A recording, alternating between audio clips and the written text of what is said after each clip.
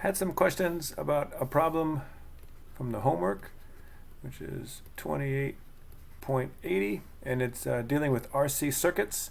And so I'm just going to kind of go through and discuss some of the stuff.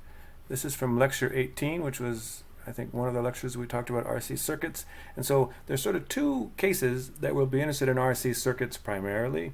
The first case is this one here.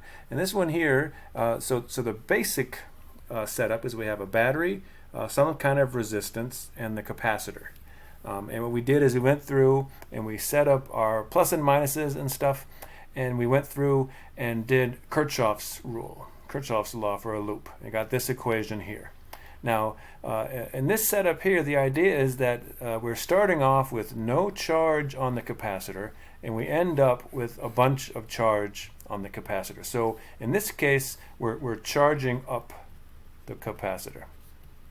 Okay. Now, again, if any of this is too fast, you can go back to lecture 18, and I go through it much slower there. But we basically, from this circuit, we get this equation, which is just Kirchoff's rules. All right, and we talk a little bit about this, and what we do is we take this here and say, well, we know that current is the derivative of Q with T. And from that, we build this guy here, which is a differential equation. And so this is an equation that has something here, that something would be the charge, and the equation can deal with the function or derivatives of that function. So here, the function is there, and then here we have the derivative. And so this differential equation is a rule that we can go through and try to solve for that particular function. And in this case, since there's a derivative of time, it would be as a function of time. And so in this case, for this one, the equation looks like this.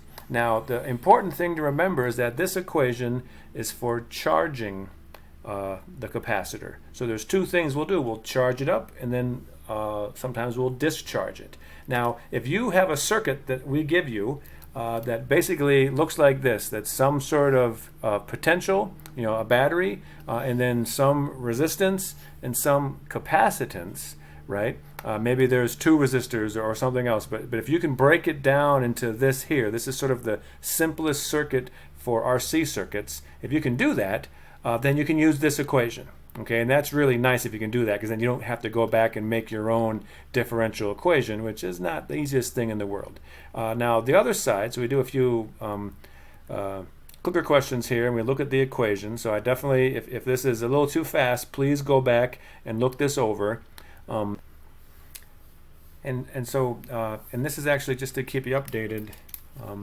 So this is actually from lecture 19. So I think we're finishing up on lecture 19. And so this is discharging the capacitor. And so what that means is we start with a fully charged capacitor, and we end up with 0. And so we have a circuit like this here with one capacitor, one resistor. Again, what we do, and again, if it's going a little too fast, you can go back and look this over, but we come out with, from Kirchoff's loop, we get this equation here, again, of the capacitor discharging through the resistor. What we do is, in this case, to solve that differential equation, you come out with this equation. So there's two equations, right? One that's for discharging, one for charging. And again, we get real careful is that you need to be able to break down the thing that we give you into something like this here. And so in problem 28.80, right, when it's discharging, you should be able to break it down so it's basically one capacitor in series with one resistor.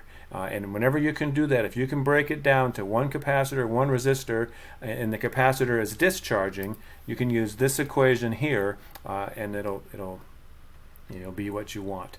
Okay, hope that helps.